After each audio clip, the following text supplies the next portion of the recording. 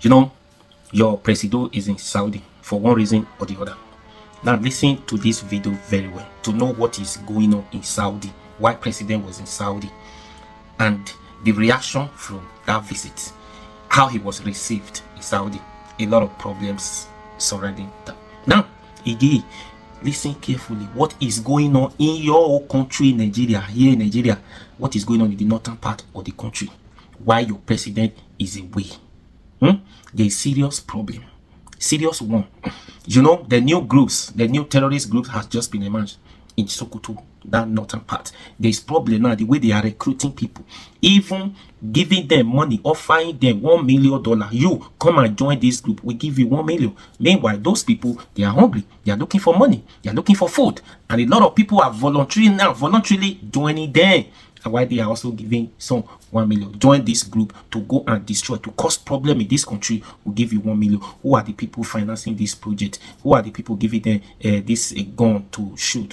A lot of problems, and your president is away. Please watch this video to the end, and please subscribe after watching. Hit the notification button, please. Visit to Saudi Arabia to attend the Joint Arab Islamic Summit. The president departed the country on Sunday at the invitation of King Salman and Crown Prince Mohammed bin Salman. In a statement by the special advisor to the president on information and strategy, Bayo Onanuga, the meeting is expected to address a number of critical regional issues with particular emphasis on the ongoing Israel-Palestinian conflict. The statement reads in part: during the summit, President Tinubu is expected to address the ongoing Israel-Palestinian conflict, emphasizing Nigeria's strong call for an immediate ceasefire and the urgent need for a peaceful resolution. Nigeria will also advocate for renewed efforts to revive the two-state solution as a pathway to lasting peace in the region.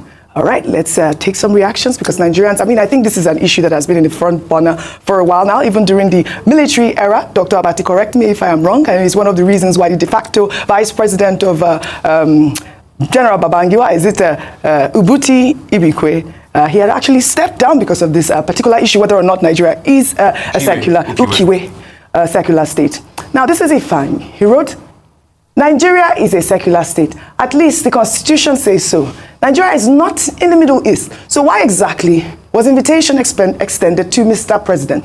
If the situation was reversed, I can bet everything that our brethren from the other side will not take it lightly. Well, I believe Angela, this is a balanced tweet here. Angela wrote, Nigeria is with a compelling Muslim demography, or Nigeria with a compelling Muslim demography must be at the summit. Again, being a member of the OIC, her presence is not only desirous, but desirable. I congratulate President Tinubu for his state arrival and wish Nigeria, Palestine, and Muslim world a fruitful deliberation.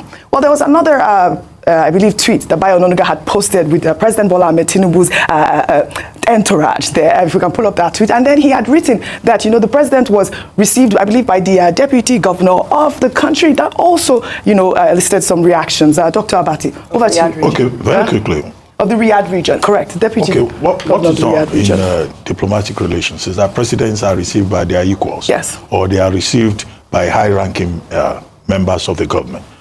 When we were in government, some of the people who received presidents were ministers, ranking ministers.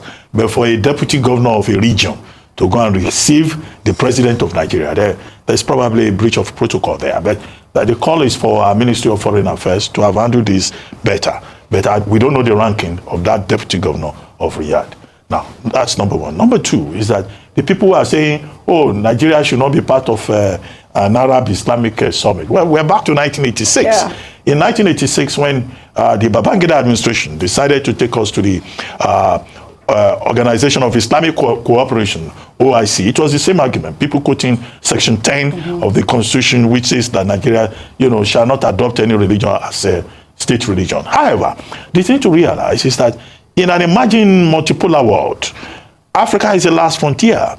Many of these countries, whether it's from the Arab world, or it's Japan, or it's Iran, or it's the countries in Asia, or even Russia, they are looking for African countries in terms of cooperation. Now, the issue there, either in OIC or in the Arab Africa Summit, which President Tinubu attended, and now he's attending the Arab Islamic Summit, it's not about religion. It's about cooperation.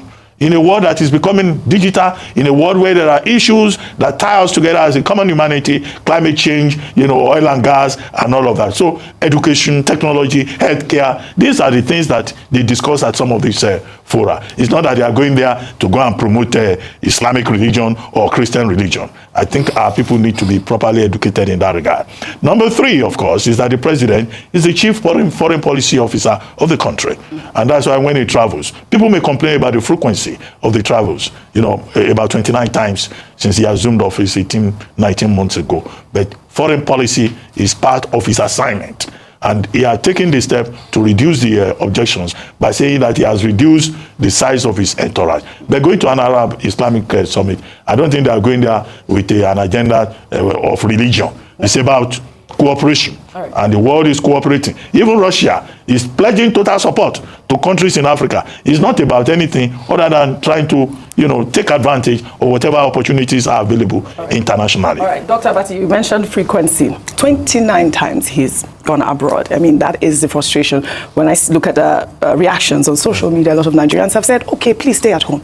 There's huge insecurity in the land at this moment, and I saw a lot of reactions regarding that. If I come to you, Rufai, in the meantime, a counter-insurgency publication, Zagazola Makama, focused on the Lake Chad region, reported over the weekend that members of a new terrorist group, Lakurama, are offering financial incentives to recruit young people in Sokoto State. According to the publication, the new group is offering as much as 1 million naira to young men in exchange for their allegiance. Makama quoted sources saying that the financial initiatives are part of an aggressive recruitment campaign aimed at attracting followers to their cause. The group are reported to adhere to extremist ideologies similar to the beliefs of Boko Haram.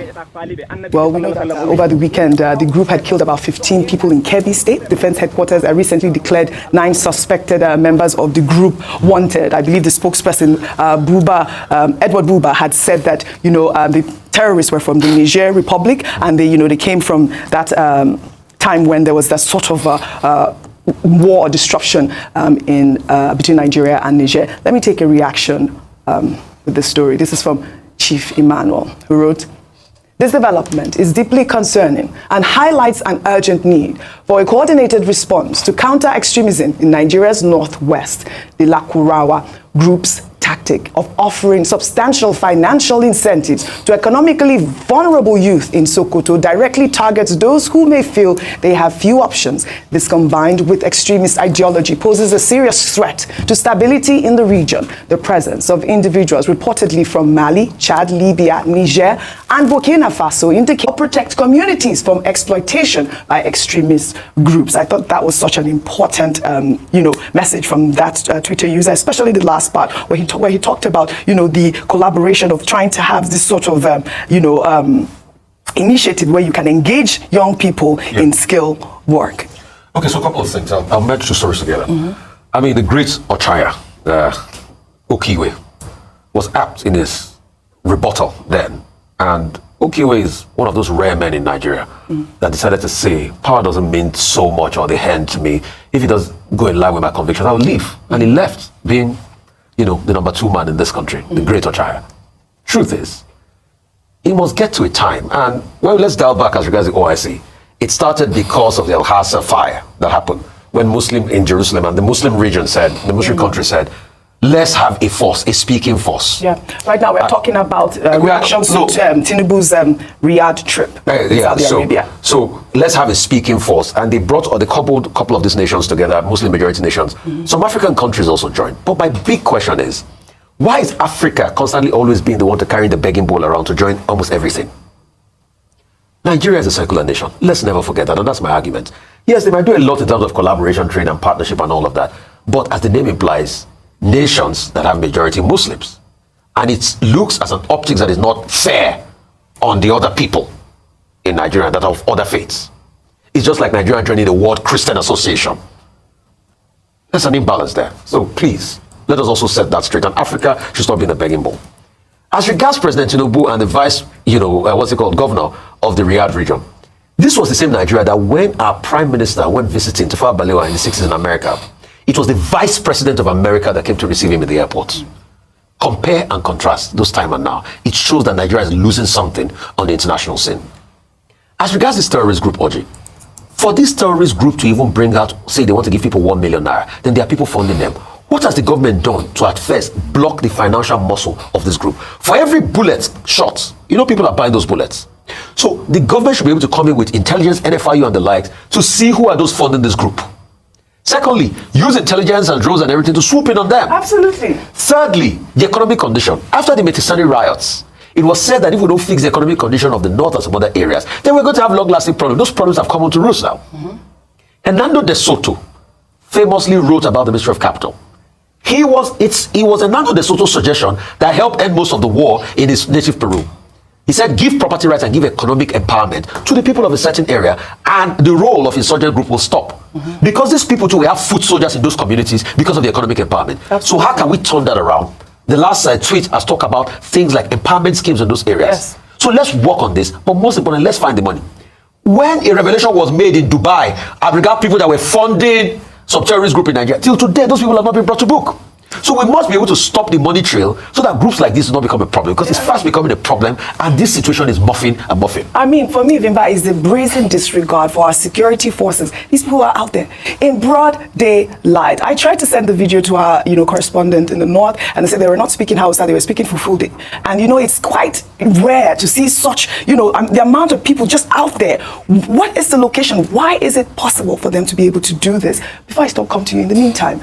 The Sokoto State Police Command has confirmed the arrest and jailing of a woman, Hamdiya Sidi, who was accused of embarrassing the state governor, Ahmad Aliyu, on social media. Sidi was said to have condemned insecurity in the state and demanded action against bandits and incessant killings in a video posted on social media. She also highlighted the takeover of villages and houses being burnt to the ground. Sidi was reported to have been secretly arraigned without access to a lawyer or family members last week, and is being persecuted for inciting unrest in the state.